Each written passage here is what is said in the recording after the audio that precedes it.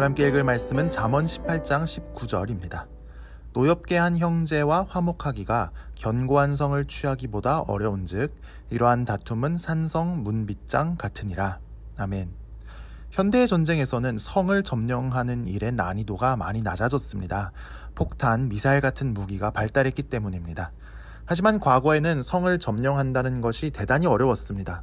무작정 성벽을 기어 오르려다가는 막대한 병력을 소모하게 됩니다. 불화살을 쏴서 화공을 펼치려고 해도 불화살의 불은 불씨가 너무 작아서 날아가다 꺼지는 일이 더 많았습니다. 땅굴을 파려면 옛날 기술로는 순식간에 굴을 팔 수도 없었고 성을 방어하는 쪽에서도 공병들을 집중 공격하기 때문에 아주 어려웠습니다. 성문을 부수는 것도 쉽지 않거니와 방어하는 쪽도 취약한 성문에다 집중 방어를 하기 때문에 병력 소모가 너무 심했습니다.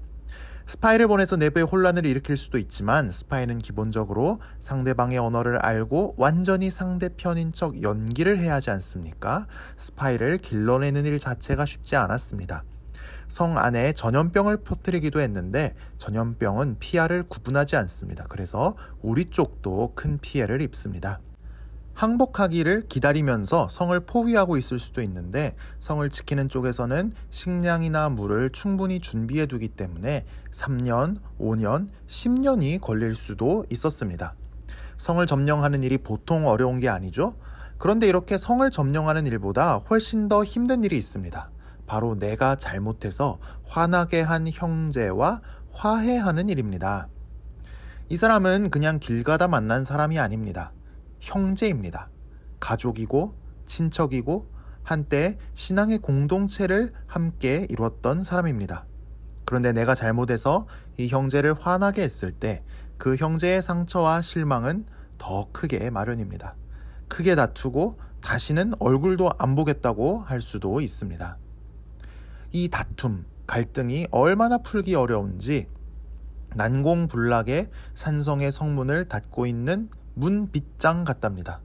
풀래야 풀 수가 없는 것이죠. 여러분은 어떻습니까? 이런 갈등, 깨어진 관계 때문에 힘들어하고 있지 않습니까? 이런 관계는 그저 술 한잔 먹으면서 우리 그냥 풀자 한다고 풀릴 수 없습니다. 그래, 화낸 건 미안해. 그래도 내 말이 맞아 하는 식으로도 안 됩니다. 정의가 이루어질 때 평화가 임합니다. 삭개오의 회개를 보십시오. 예수님께서 삭개오 집에 가서 숙식을 대접받겠다고 하자 사람들은 예수님을 욕했습니다.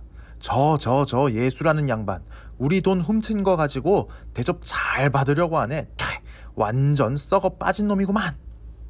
삭개오는 자기가 죄를 회개하지 않으면 예수님의 명예에 심각한 누가 된다는 걸 깨달았습니다. 죄를 회개하지 않으면 예수님을 모실 수 없다는 걸 깨달았습니다. 그래서 그 순간 전 재산을 포기하고 예수님을 선택했습니다. 소유의 절반은 가난한 자들에게 주고 속여 빼앗은 것은 4배로 갚기로 했습니다. 그런데 속여 빼앗은 것을 4배로 갚는 건 그저 삭개오가 좋은 마음에 4배로 정한 게 아닙니다. 출애굽기 22장에 보면 훔친 것을 4배로 갚는 것이 구약 율법의 피해 보상법이었습니다. 법에 따라 피해 보상을 하겠다는 것이죠. 법에 따라 정의롭게 피해 보상이 이루어지지 않고는 이웃과 화해할 수 없었기 때문입니다. 이웃과 먼저 화해하지 않고는 예수님을 모실 수 없었기 때문입니다. 주님도 마태복음에서 이렇게 말씀하셨습니다. 그러므로 예물을 제단에 드리려다가 거기서 내 형제에게 원망 들을 만한 일이 있는 것이 생각나거든. 예물을 제단 앞에 두고 먼저 가서 형제와 화목하고 그 후에 와서 예물을 드리라. 너를 고발하는 자와 함께 길에 있을 때에 급히 사화하라. 그 고발하는 자가 너를 재판관에게 내어주고 재판관이 옥리에게 내어주어 옥에 가둘까 염려하라. 진실로 내게 이르노니 내가 한 푼이라도 남김이 없이 다 갚기 전에는 결코 거기서 나오지 못하리라. 법에 따라 정의롭게 피해를 보상해야 화해가 이루어집니다. 그러려면 자존심을 버려야 합니다. 이웃과 화해하기 위한 큰 비용을 들일 결심을 해야 합니다. 손해볼 결심을 해야 합니다. 우리는 이 어려운 화해를 하는 사람들로 부름받았습니다. 화평하게 하는 자는 복이 있나니 그들이 하나님의 아들이라 일컬음을 받을 것이며 이 부르심에 따라 사는 오늘 하루가 될 수 있기를 축복합니다. 함께 기도하겠습니다. 주님, 지금도 생각만 해도 마음 한쪽이 아파오게 하는 나의 잘못이 있습니다. 그리고 나의 잘못으로 깨어진 관계 때문에 지금도 후회될 때가 있습니다. 주님, 성을 정복하는 것보다, 산성의 문빗장을 여는 것보다 더 힘든 이런 관계들이 회복될 수 있을까요? 기적을 베풀어 주셔서 이런 관계들이 회복될 수 있게 하여 주시옵소서. 부부간의 자녀와의 관계에서 형제 자매와의 관계가, 한때 신앙의 동지였던 형제 자매와의 관계가 회복될 수 있는 기적을 베풀어 주시옵소서. 자존심을 버리고 잘못한 것을 인정하고 피해를 줬다면 피해를 보상해서라도 평화를 이룰 수 있게 하여 주시옵소서. 오늘 우리가 화평하게 하는 자들이 되길 원합니다. 도와주시옵소서.